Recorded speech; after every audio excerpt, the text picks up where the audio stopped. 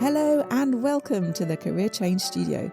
This is the place to design and create a new working life so that you can live the way that you want and need in your next chapter. I'm Dana Stevens, certified career change coach, and I'm here to help you work out your next career move. I'm going to inspire you to think about this transition in brand new ways so that you can think differently about yourself and what's possible for you. You'll also learn how to build up your belief and self-confidence so that you can finally start taking action. This is about so much more than just getting another job. This is about changing the way you live your life for the better. Today, I want to talk about overwhelm. You know, it's that feeling you get when everything feels equally urgent, but nothing feels possible at all, and it all feels like too much. That list of things you have to deal with is so long and maybe tangled up, and you don't even know where to begin. So typically, you don't. You freeze, not because you're lazy or incapable, but because the weight of it all just feels too much. Sometimes it looks like just shutting down completely.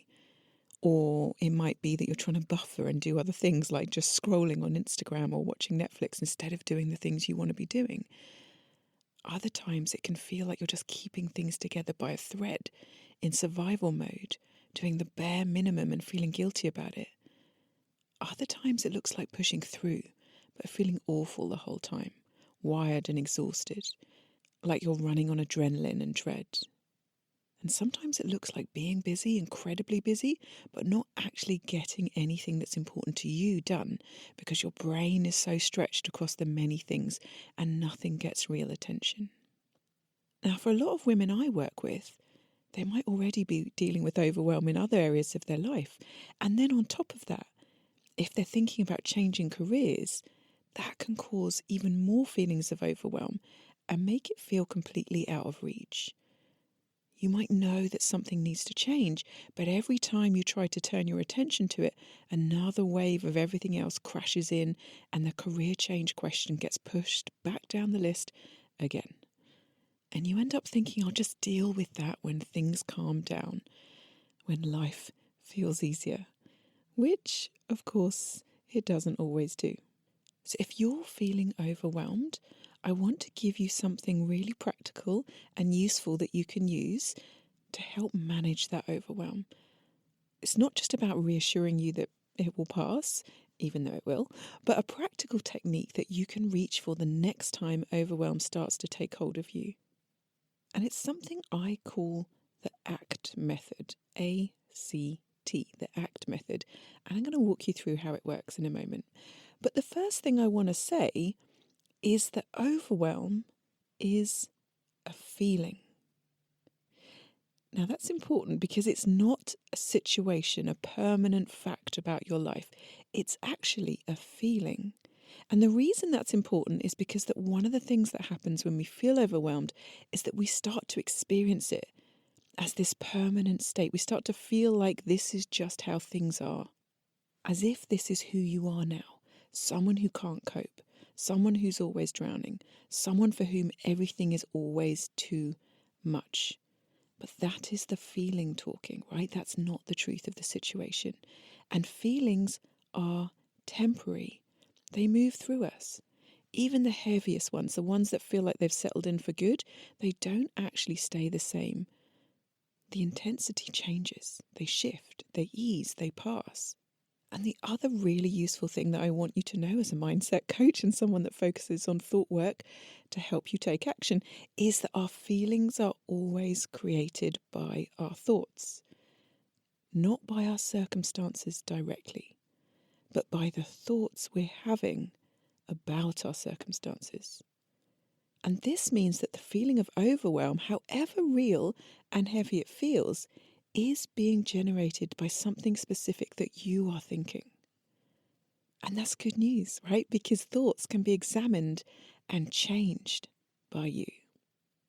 Some of the most common thoughts that cause overwhelm, cause that feeling of overwhelm, they sound like this. I can't do this. This is too much. I can't handle this. I'm never going to get through this. I'm not capable. This is all beyond me. Now, if any of those sound familiar, it's because those thoughts are generating a feeling of overwhelm. And the thing is, the thoughts feel like accurate descriptions of the reality when you're in the middle of it. But they are interpretations, not facts. And once you can start to see them as thoughts rather than truths, you have something tangible that you can work with.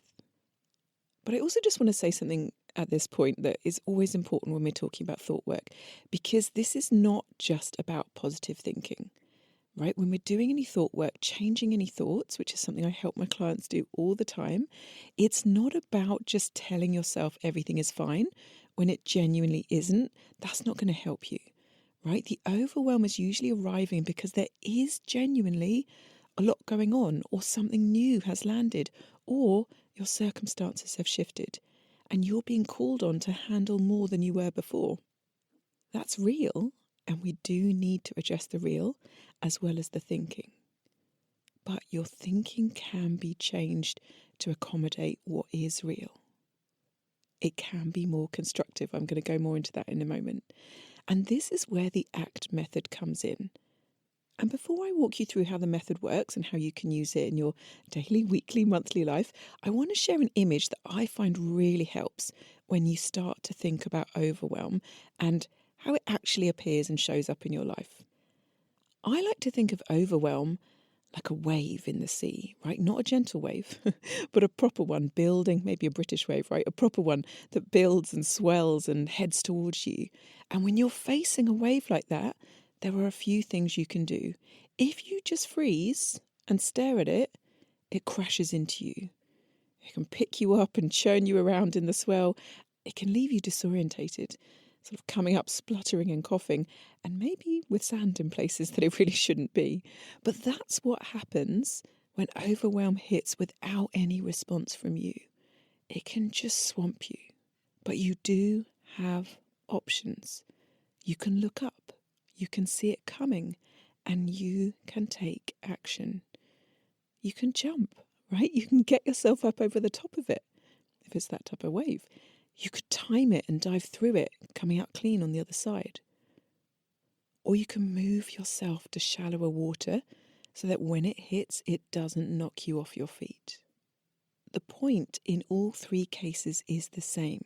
You look up, you see what's coming, and you make an intentional choice about how to meet it rather than just letting it hit you. You act. And this is what the ACT method is. It's the looking up. It's the intentional choice. It's what you do instead of freezing or pushing through blindly. ACT is an acronym, right? A-C-T. The A stands for audit, the C stands for choose, and the T stands for think differently. And here is how each step works. The A is for audit, and this is going to be the first thing you want to do when overwhelm starts to build up. That's to pause and do what I like to call an overwhelm audit. Not to fix anything yet, just to look at what is actually there. Ideally, you want to write it down, all of it. Every single thing that is taking up space in your head, every responsibility or deadline or thought or circumstance that's making you feel like there's too much going on, or things that you feel you should be doing or haven't done yet. Get it out of your head and onto paper. And this really matters because your brain is not a reliable narrator when it comes to how much you have to do. It tends to exaggerate, create big sweeping narratives, lumping everything together into one enormous undifferentiated mass of too muchness. And when you write it down, you can actually see what is really there. And often it's more manageable than it feels like inside your head. Not always, but often just this step can be super helpful. And while you're doing your audit, ask yourself, what has changed or shifted recently? What sparked this swell of overwhelm for you? Is there something new that has arrived? A work project, a family situation, a health thing, a change in your circumstance, a need or desire to change careers now that's creating some urgency for you? Right? And then you can ask yourself, how long has this new thing this new thought, this new feeling, this new circumstance likely to last? Because sometimes just knowing that something is temporary or that it has an end date to it can be helpful. Maybe this project ends in 3 weeks. This difficult period has a shape to it. That can take the edge off significantly. So that's the A, the audit. Get it out of your head and onto paper so you can actually see what you're dealing with. And the C in ACT is choose. Now that you have that list in front of you, the second step is to choose. To choose not to do everything. If you look at that list and genuinely think it's not doable, then go through the list and ask yourself some honest questions. What absolutely has to happen? What is genuinely non-negotiable right now? Circle those things. Then look at everything else. What can wait? Not forever, but just for now. What can you put on pause for a few hours, a few days, a few weeks without real consequences? What can you delegate to someone else? Who could help you with this if you just asked? What if you outsourced something, paid for some help, bought something in instead of making it? Where can you lower your standards for now? Maybe because some areas being good enough will be good enough just for this period. And what can you take off the list entirely? Because if you're honest with yourself, it does not need to happen right now. Now, this step is actually harder than it sounds for a lot of people because so many of the women I work with have very high standards and a strong sense that everything on their list matters and must be done properly. But that's the very thinking that can be part of what creates the overwhelm. If you notice that your thought that's creating your feeling of overwhelm is, I have to do this all on my own, check in with that. Is that really true? The act of consciously deciding what matters most right now and giving yourself permission to let other things wait is one of the most important things you can do when you're in this state. So if you're thinking about changing careers, but it feels like too much on top of everything else you're dealing with, what could you temporarily pause on, let go on, ask for help with, so that you can figure this out if this is really important to you? So the C in ACT is choose. Choose your priorities.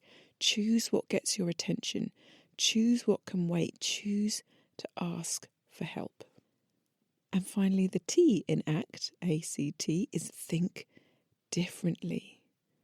This step is where the mindset work, the thought work comes in. And like I said earlier, this is not about trying to force yourself to think positively. It's not about telling yourself everything's fine when it's not. That's not useful and your brain won't believe it anyway. What we're looking for is a thought that is both more helpful and more accurate than the thought that's been creating overwhelm. So instead of, I can't do this, something like, this is temporary and I can ask for help. Instead of, this is too much, something like, I can let go of some things to focus on what matters most right now. Instead of, I'm never going to get through this, something like, I can actually handle the things that are genuinely important to me for the next few weeks. Notice that none of these are fake positivity. They're just more accurate than the overwhelm thought. They acknowledge the difficulty while also being honest about your actual capacity. You can also try turning the thought into a question, which can help when nothing feels true enough to say as a statement or you're struggling to get to a new thought, a new statement. So instead of, I can't do this, try asking, how can I do this? What skills do I have that could help me here? What would I need to handle just this one next thing? What can I actually manage in the short term? Questions open the mind rather than closing it down.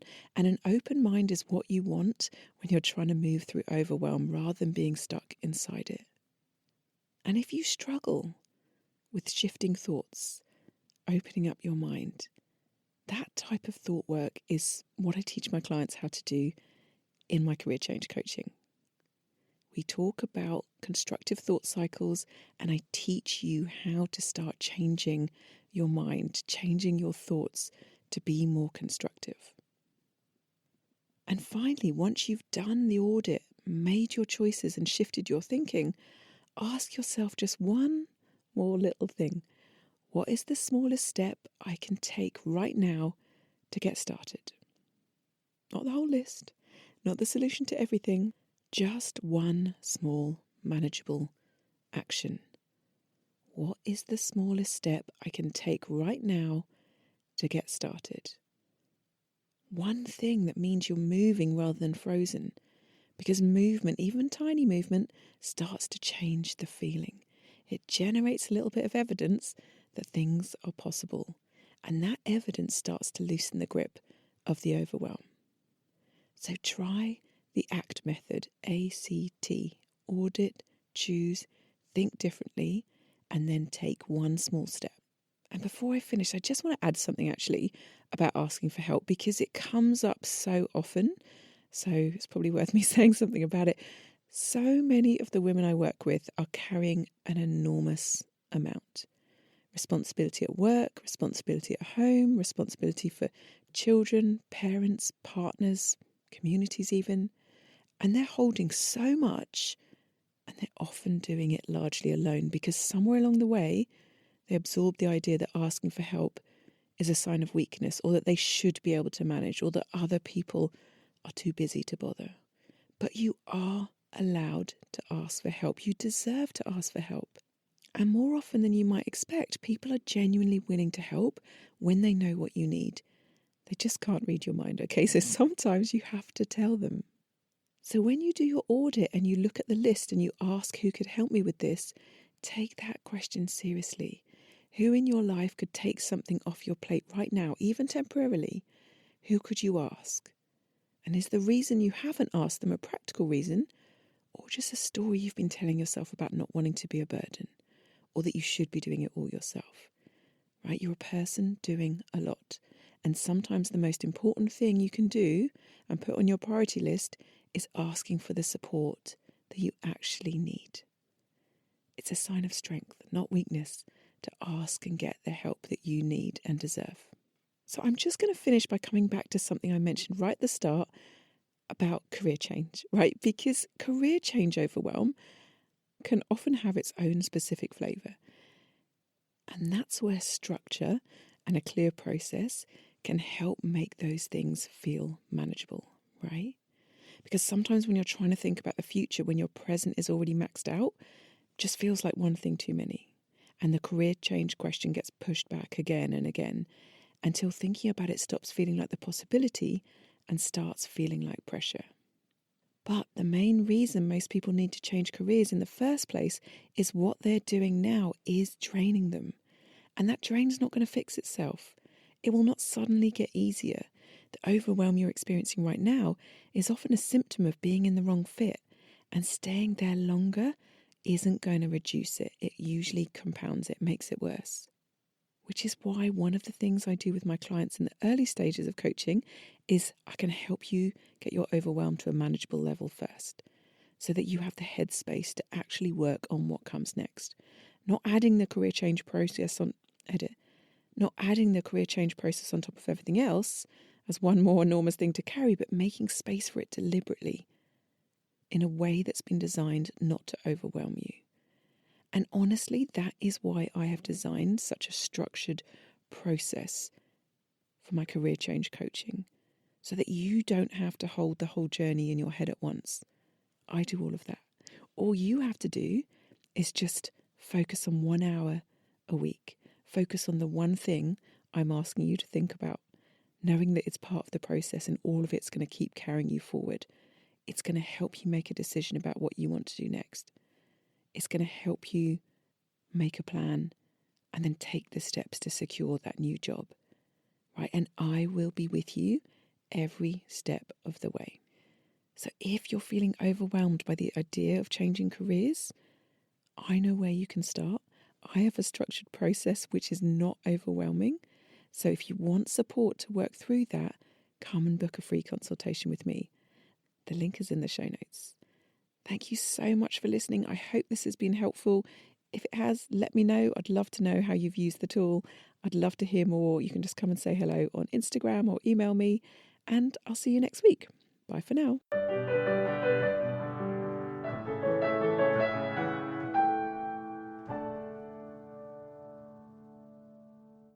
And if you want to start making changes to your working life, come and talk to me.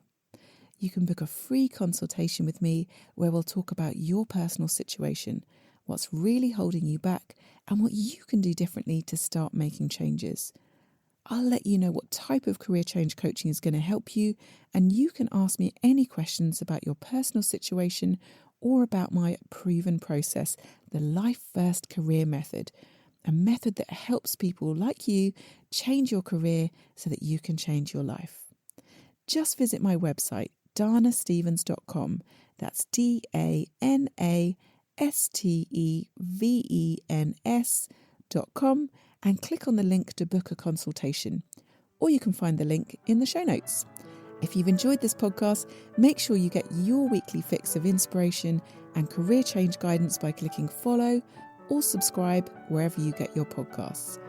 And if you'd like to rate and review the podcast, that would really help me get this in front of people who also might be feeling stuck and lost. So I'd really appreciate your help.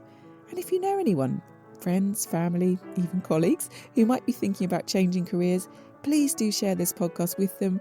You might just be the person that helps them change their lives for the better.